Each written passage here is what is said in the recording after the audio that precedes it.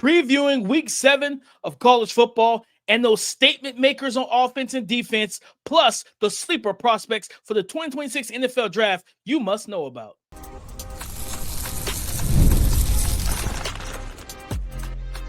You are Locked On NFL Draft, your daily podcast covering the NFL Draft. Part of the Locked On Podcast Network, your team every day.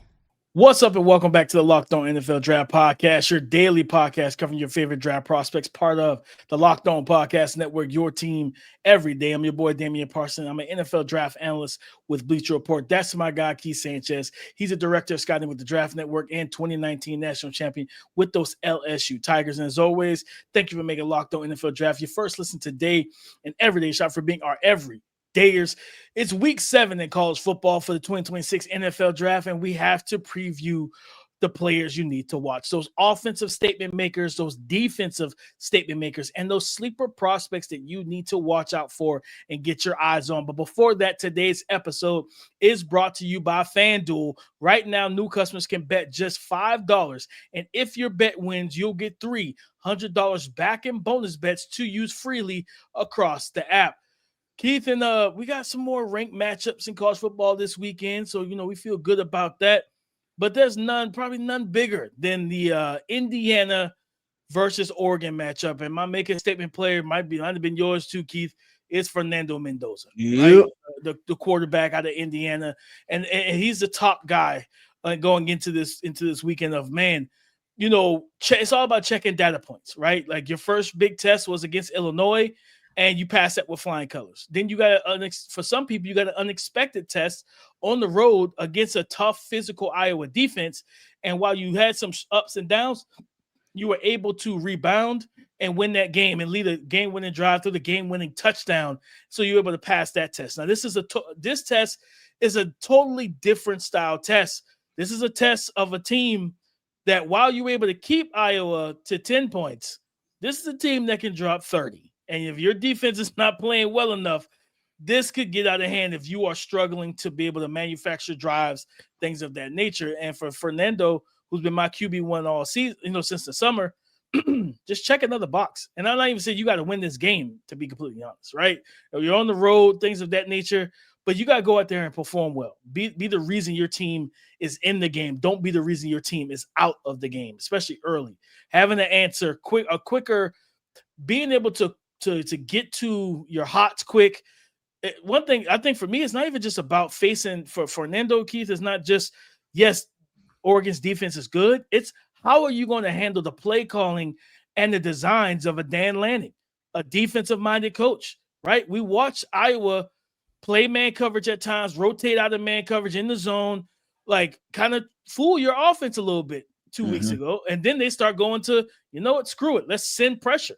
Simulated that was one of the things that at Cal I wanted to see him get better with, was just those simulated pressures.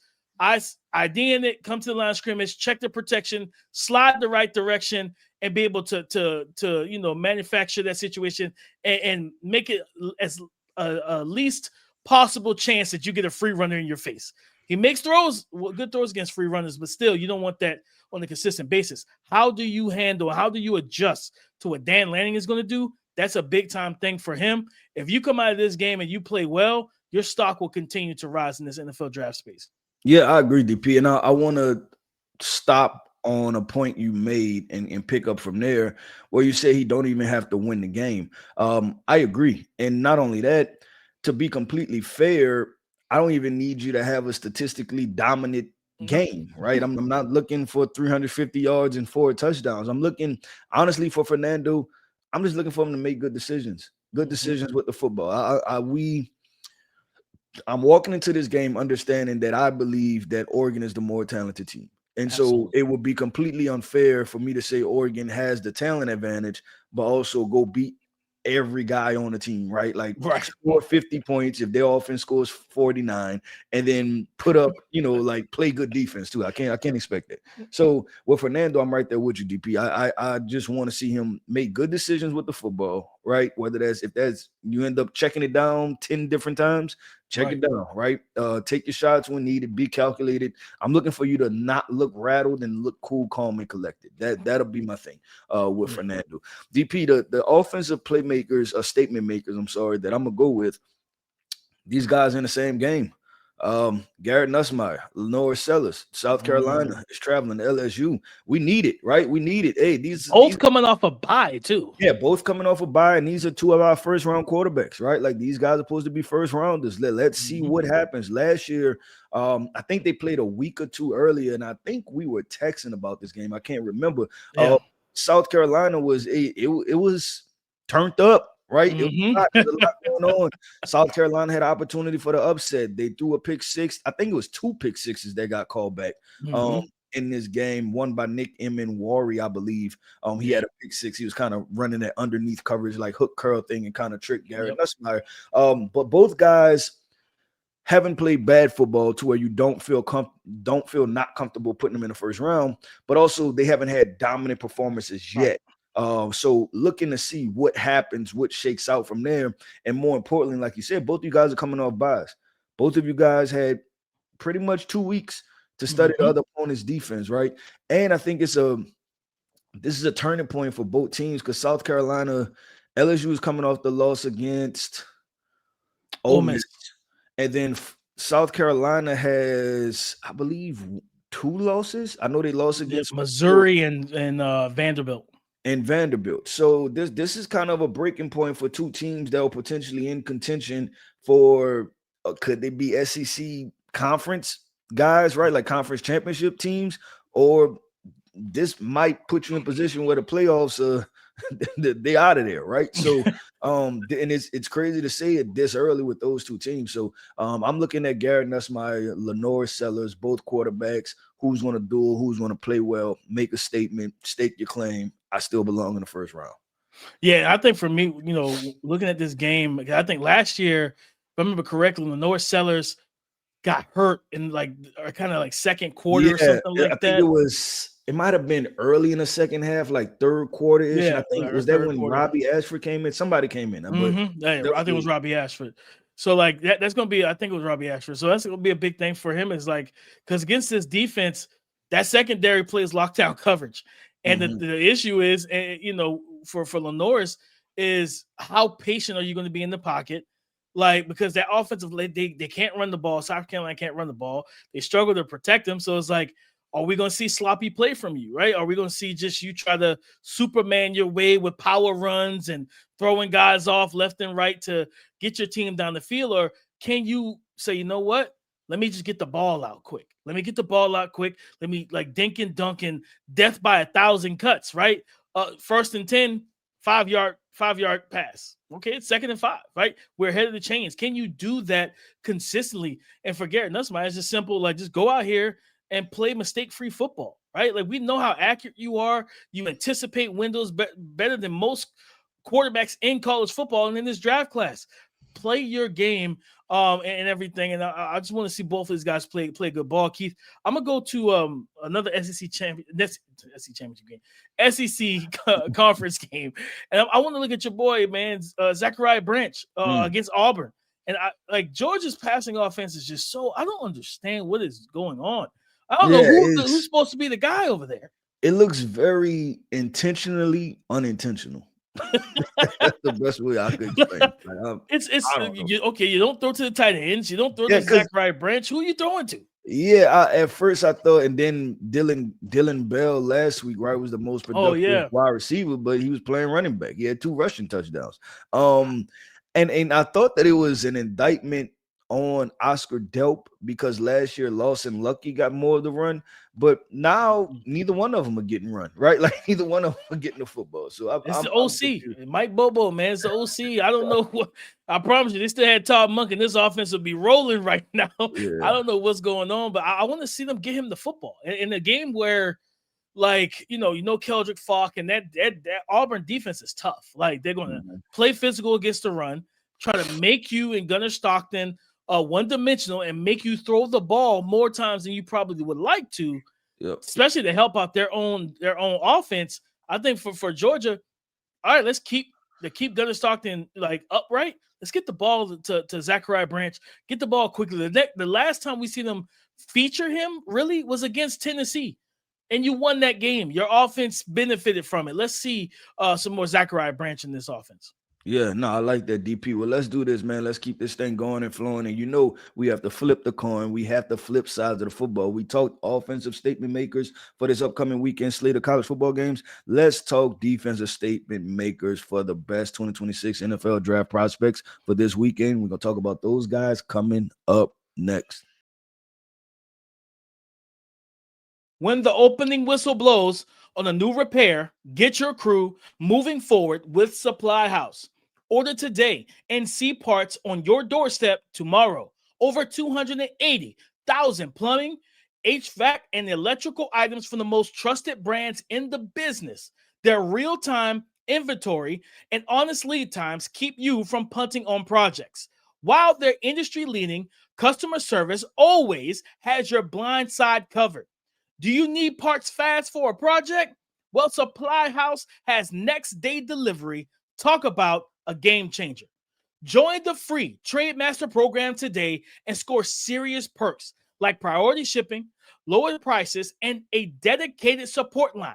Visit supplyhouse.com to sign up for free and use the code SHNFL5 for 5% off your first order. That's supplyhouse.com. Real people, real service. Flipping the coin to the defensive side of the ball and those 2026 NFL prospects, you got to watch in week 7 of college football. Keith, we just kind of talked about this game. Whit Weeks and Harold Perkins. Yeah, your job is simple. Keep LaNorris Sellers behind the line of scrimmage. Like, that's your job. Like, keep him behind the line of scrimmage. Don't allow him to get upfield and start creating plays with his legs. Because as you start doing that, then if you start having to crash and work downhill and trigger quicker, then they try to install some quick passes on the move, some sprint outs, things like that, to get the ball right behind you and replace you with the football. I think just keeping him in the pocket behind an offensive line that doesn't protect him well and an offensive line that doesn't run block well, that's how you end up walking away with it. Because this, to be completely honest, LSU to me should blow them out.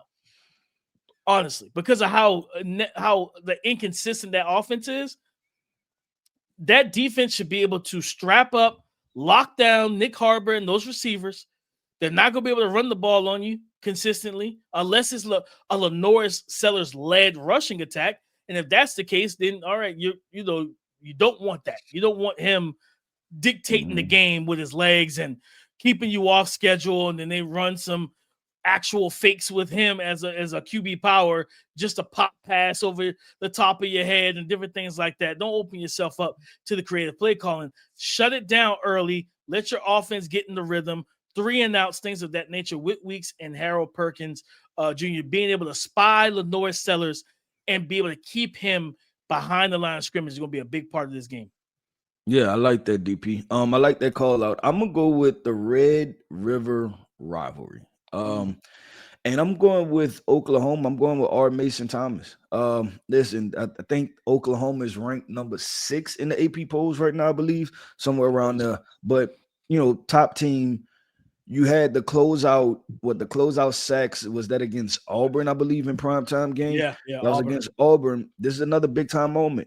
Stake your claim as one of the best edge rushers, right? It's you, David Bailey, kind of jockeying for position the back end of the first round. Put your name up there with the Keldrick folks, the Mateo Ugaleles. We know the size is I would say it's going to be a talking point, right? Like it's going to be a conversation that has to be had as far as the height weight conversation. But if you simply know how to get home, you know how to get home, right? And will there be NFL teams that just buy into that simply? So I'm looking at R. Mason Thomas as a statement maker to go ahead and make some plays defensively that can change this game. This Texas team is struggling. This Texas offense is struggling. When people are struggling, you put it on them, right? The proverbial kind of kick them while they down, right? Like it's a rivalry game. So I'm looking at R. Mason Thomas to make some plays. No, 100%. I think that's going to be a big, especially depending on what happens with John Mateer. They say he's pushing and he's within the window of what they expect, after the hand surgery.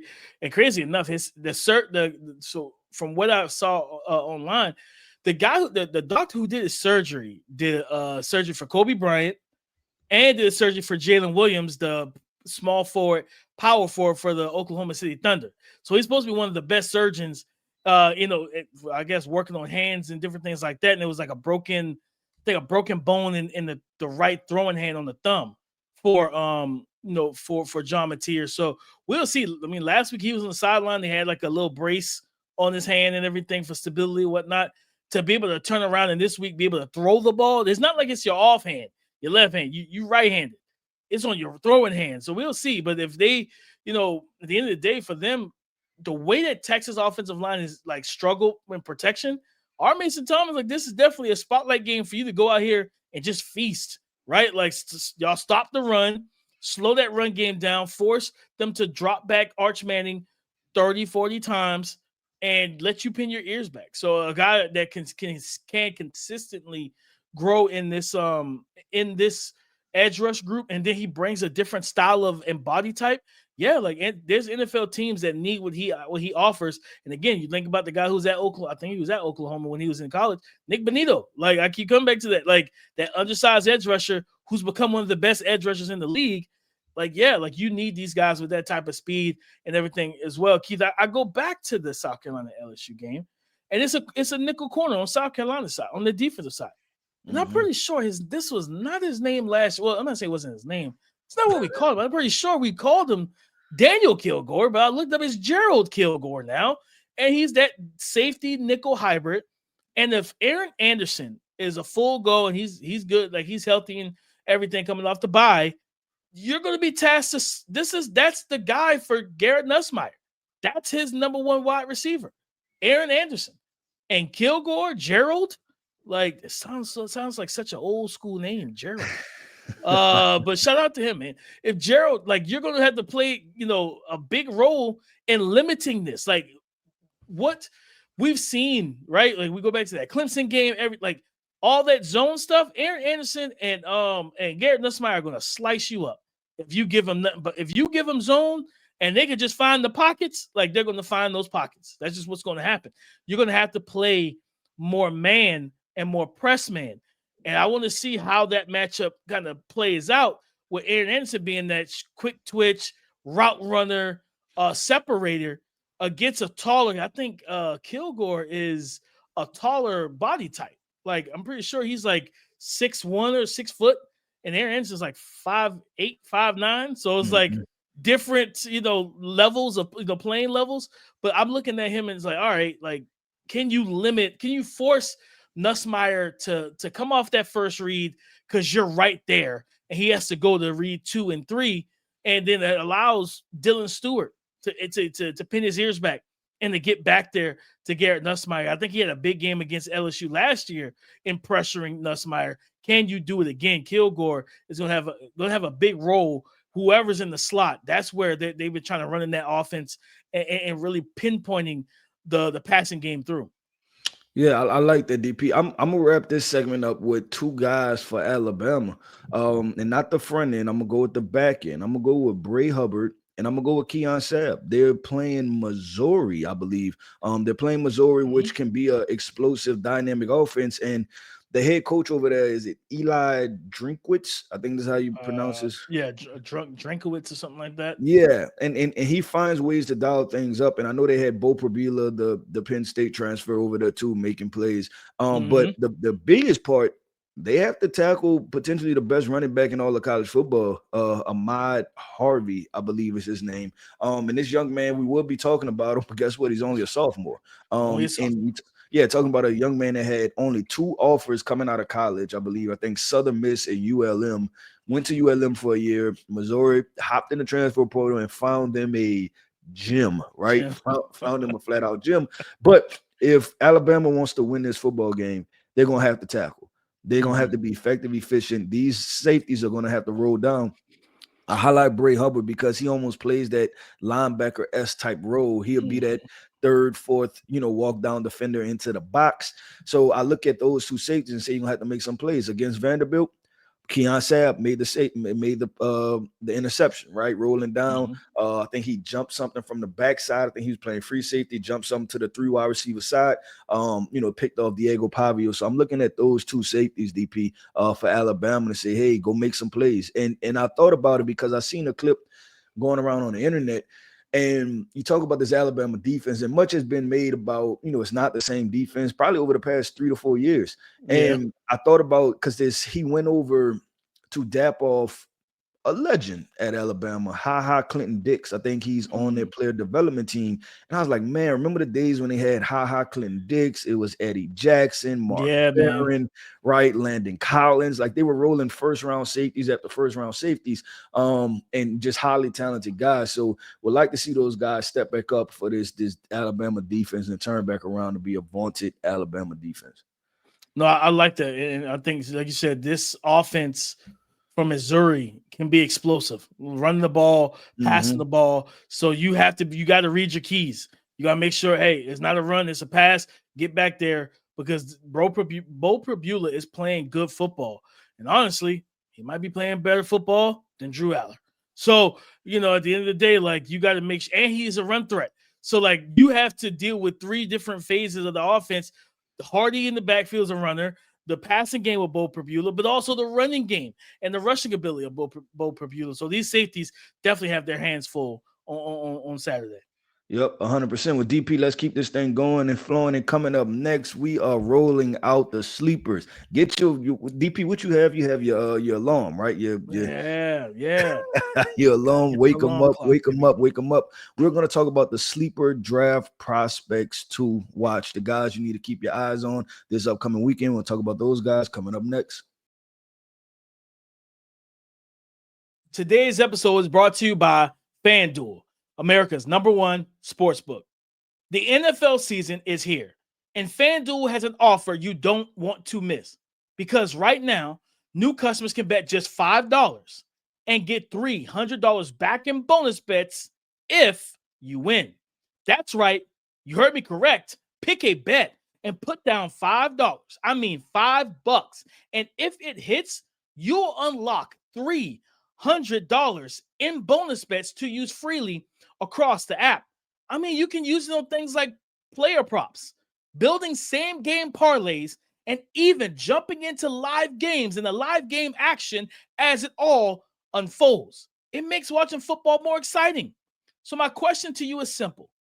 What are you waiting for? Visit FanDuel.com right now to download the FanDuel app today and get started. Again, visit FanDuel.com right now to download the FanDuel app today and get started. Thank you for making Locked On NFL Draft your first listen today and everyday shot for being our everydayers. It's time to let the alarm clocks go off, Keith, and really alarm talk clock. about That was the name I was looking for. I kept wanting to say the smoke alarm, the fire alarm. It was the alarm clock. I couldn't get it right. We got batteries in our smoke detector, so it ain't beeping. But guys, we gotta let that alarm clock go off and tell you about these sleeper prospects you need to know, Keith. I go to that Oregon Indiana game. We talk about, Fernando Mendoza. It's his left tackle to keep an eye on. This is a guy who's been playing really good ball. Carter Smith, number 65. Young man has not allowed a sack all season. He's only allowed 3 hurries and 3 pressures in 5 games. So you talk about against Illinois, whenever they, the matchup, you deal with Gabe Yakis and different things of that nature. He is not allowed. He's been a really good stonewall guy in terms of not allowing Fernando Mendoza as the blindside protector to feel pressure from the blind side consistently all season. But we talked about Mateo Uiagalelei, this defensive line. They'll do twists and stunts. They're physical at the point of attack. They're athletic as well. They will blitz. Being able to play on an island when you have that opportunity, Carter Smith, that allows your other 4 guys, your other 4 teammates to duo block, to help each other, be bumpers. You got to play. To me, I want to see the game of his life on Saturday in Oregon, to where he plays a lights out type of game. Because if you play great, it's going to allow everybody else to play well, to work together as a unit. And then that does well, because then you got Roman Hemby, who transferred from Maryland, the running back. They got another running back with the last name Black, a strong physical runner. This is a team that wants to run the ball, RPO, play action, and allow Fernando Mendoza to get into a rhythm. So Carter Smith absolutely has a big-time opportunity, and it's a sleeper prospect, especially in this tackle class. We just talked about tackle offensive linemen yesterday, Keith. I don't think a lot of people really know much about Carter Smith, but in this game, definitely keep your eyes for 65 at that left tackle spot. Yeah, I like it, DP. I like that overall.